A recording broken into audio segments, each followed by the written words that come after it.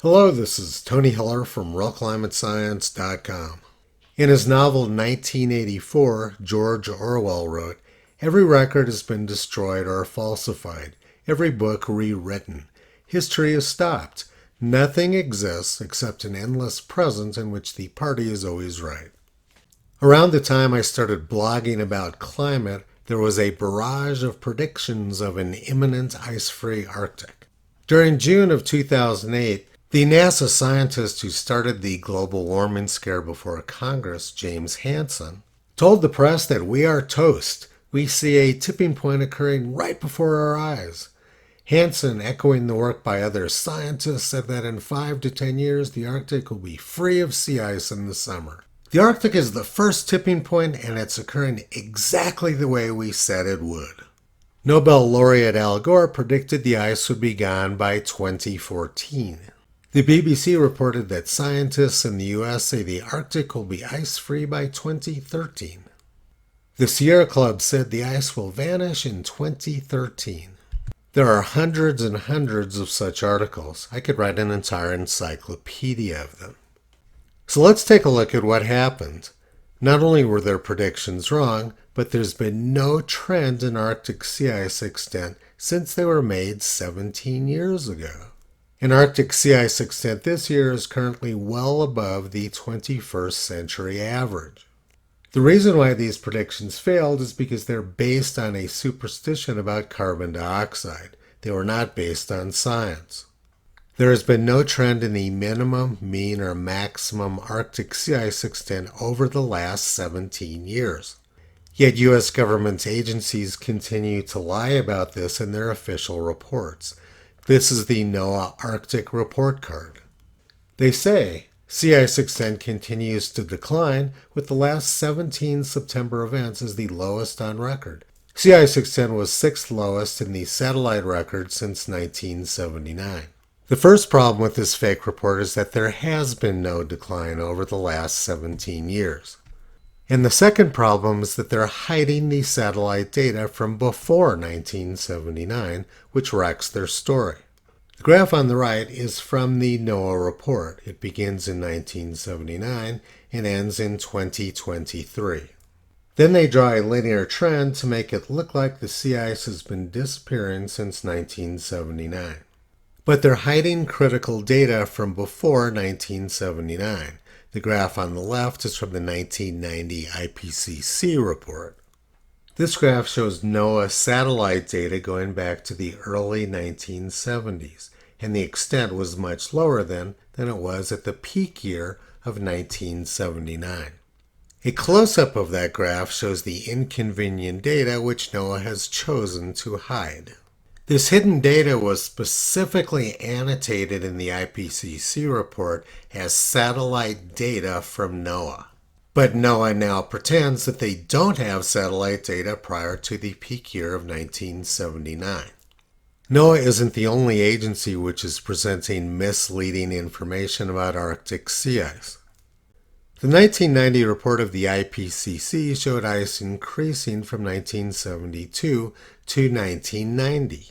But then in the 2001 report, the IPCC altered the data. They turned an increase in sea ice from 1972 to 1990 into a decrease. Since the 2001 report, the IPCC stopped doing this. Now they simply hide the inconvenient data before 1979. So let's take a look at what was so special about 1979. It was the coldest year on record in Iceland. Like the United States, Iceland was very warm during the 1930s and 1940s, and then temperatures plummeted into the 1970s. So of course there was a lot of Arctic sea ice at that time. Let's take a look at the mathematics behind U.S. government fakery. A correctly drawn linear trend through a cyclical phenomena has no slope. But by cherry-picking their start point, NOAA has created a fake downwards linear trend, which bears no resemblance to reality. This linear trend in their Arctic report card is not legitimate. Let's take a look at the history they are hiding prior to 1979. This article was in The Guardian 50 years ago in January 1974. Space satellites show new ice age coming fast. Snow and ice cover of the Earth increased by 12% during 1967 to 1972. This article was published in Time magazine during June 1974, and it showed the rapid expansion of snow and ice cover in the Northern Hemisphere between 1968 and 1974.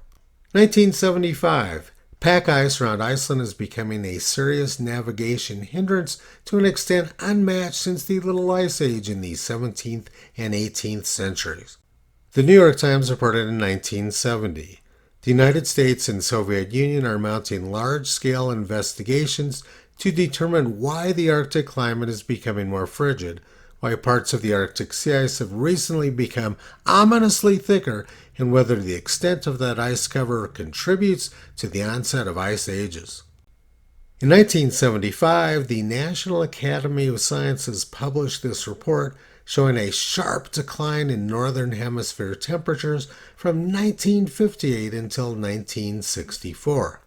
They showed that the Northern Hemisphere warmed very rapidly from 1880 through the end of the 1930s, and then temperatures plummeted more than half a degree Celsius. The Intergovernmental Panel on Climate Change showed in their 2001 report that troposphere temperatures plummeted from 1958 into the 1970s. In 1974, Fortune magazine published this graph of Iceland temperatures, which was also used by the CIA. It shows very rapid warming into the 1940s and then temperatures plummeting after that. Now let's go back to 1958. The Arctic was very warm, and the New York Times published this. Some scientists estimate that the polar ice pack is 40% thinner and 12% less in area than it was a half century ago, and that even within the lifetime of our children, the Arctic Ocean may open, enabling ships to sail over the North Pole. And they said Arctic sea ice was about 7 feet thick, which is the same as it is now. This was from 1958, but then the climate quickly changed. By 1961, the New York Times reported unanimous consensus that Earth was cooling. You can see this change after the 1950s very clearly in untampered U.S. temperature graphs. U.S. afternoon temperatures were much warmer during the first half of the 20th century. And the frequency of hot days in the United States was much higher prior to 1960. The same thing was occurring in the Arctic.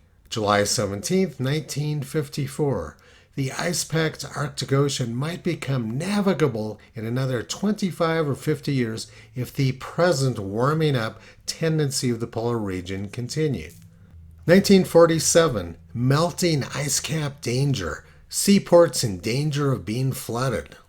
Temperatures in the Arctic increased 10 degrees from 1900 to 1947, an enormous rise from the scientific standpoint.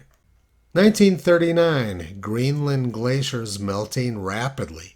It may without exaggeration be said that the glaciers of Greenland, like those in Norway, face the possibility of a catastrophic collapse. 1938, winter temperatures at Spitsbergen had warmed 16 degrees since 1910. By 1922, the Ross ice shelf in Antarctica had retreated some 40 miles. 1923, the North Pole was melting, many glaciers were disappearing, unheard of high temperatures on that part of the Earth's surface. In 1922, explorer Stephenson reported young, thin, rotten ice between the North Pole and Alaska. 1922, receding glaciers. Except over a small area, it is generally understood that the glaciers of the world are retreating to the mountains. Alaska's largest glacier at Glacier Bay retreated tens of miles between 1760 and 1860.